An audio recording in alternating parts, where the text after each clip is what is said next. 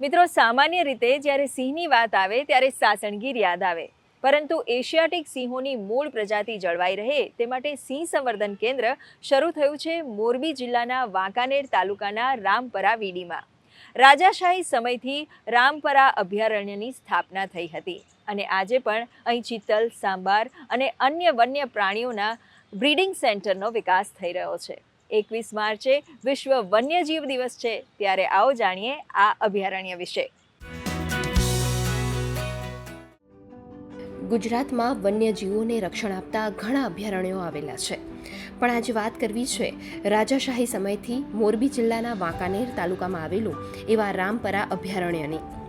આ અભયારણ્ય અન્ય અભયારણ્યો કરતાં ભિન્ન છે, કારણ કે અહીંનો એશિયાટિક સિંહોના જીનપુલ સિંહ સંવર્ધન કેન્દ્ર તરીકે खास विकास करायो है।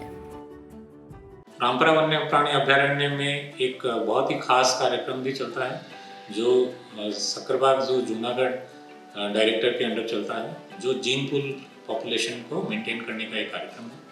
इसके अंदर पूरे जो गिर गिरनार और जो उसके बाहर का जो विस्तार जो भावनगर से लेकर पोरबंदर तक जो पूरा विस्तार आता है, इस पूरे विस्तार के लायंस को लेकर एक जेनेटिक डाइवर्सिटी मेंटेन करने के लिए यहाँ पर एक प्रोग्राम चलता है।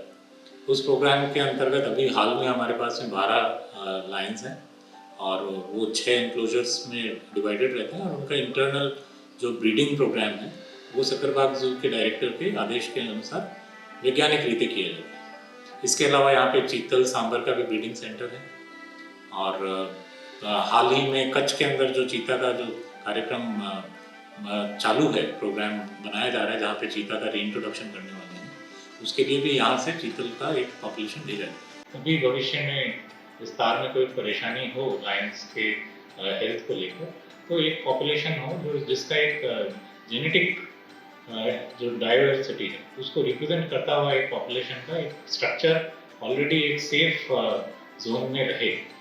और रामपरा अभयारण्य जो है वो मानव वसाहत से कोई बहुत ज़्यादा प्रभावित विस्तार नहीं है, थोड़ा अंदर भी है, तो यहाँ पे ये एक्टिविटी बिल्कुल संभव थी और यहाँ पर ये एक्टिविटी की जाती है।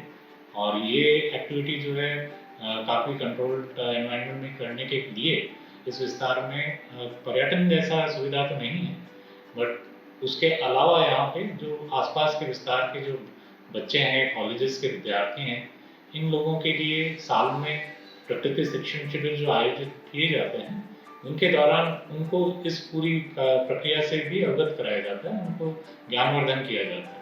આ અભયારણ્ય પાંચાળના ઉબડખાબડ રચના ધરાવતા ભૃપુષ્ઠ સાથે નાની મોટી ટેકરીઓ અને ખીણ ધરાવતા સૂકા પાનખર ઘાસના કાંટાળા જંગલ તરીકે પણ જાણીતું છે. વન્ય પ્રાણીઓને તેમના નૈસર્ગિક રહેઠાણમાં બિનજરૂરી ખલેલ ન પહોંચે તેમજ તેમના કુદરતી અને કૃત્રિમ સંવર્ધન માટે આ અભયારણ્ય જાહેર જનતા માટે તંત્ર દ્વારા પ્રતિબંધિત વિસ્તાર જાહેર કરવામાં આવેલો છે. રામપરા પહેલાંથી જ એક બહુ સારી જગ્યા હતી જ્યાં બર્ડ વોચિંગ માટે બહુ સારી જગ્યા છે અને રામપરામાં જુદી જુદી ટાઈપના હેબિટેટ છે, જેમ કે ગ્રાસલેન્ડ છે, નાનકડું ફોરેસ્ટ છે, સ્ક્રબ ફોરેસ્ટ છે અને હેબિટેટ જુદા જુદા હોવાથી ત્યાં બર્ડ્સ બહુ સારા જોવા મળે છે. આપણે ચોમાસામાં ઇન્ડિયન પિટ્ટા, જેને ગુજરાતીમાં નવરંગ કહેવામાં આવે છે, એ નવરંગ પણ ત્યાં જોવા મળે છે. પછી ગ્રાસલેન્ડના સિંગિંગ બુશ લાર્ક્સ છે, બીજી લાર્ક્સની સ્પીસીસ છે, એ જોવા મળે છે. અને ખાસ તો ચોમાસામાં કુકુની 3 થી 4 સ્પીસીસ ત્યાં જોવા મળે છે. એ જ રીતે વિન્ટરમાં જેમ કે શિયાળામાં માઇગ્રેટરી બર્ડ્સ, આપણે જે યાયાવર પક્ષી કહીએ, તો યાયાવર પક્ષી પણ ત્યાં ઘણા સારી સંખ્યામાં આવે છે. રામપરાના અંદર એક મોટું તળાવ છે, એ તળાવમાં ડક્સ, સ્ટોર્ક્સ અને બીજી ઘણી પ્રજાતિઓ જોવા મળે છે. અમે રામપરામાં વર્ષોથી જતા હતા અને ગયા વર્ષે ફોરેસ્ટ ડિપાર્ટમેન્ટના આમંત્રણથી ત્યાં અમે બર્ડ સર્વે પણ કરેલા અને તે બર્ડ સર્વેમાં પણ તે જ જોવા મળેલું કે રામપરામાં પક્ષીઓની વિવિધતા ઘણી સારી છે.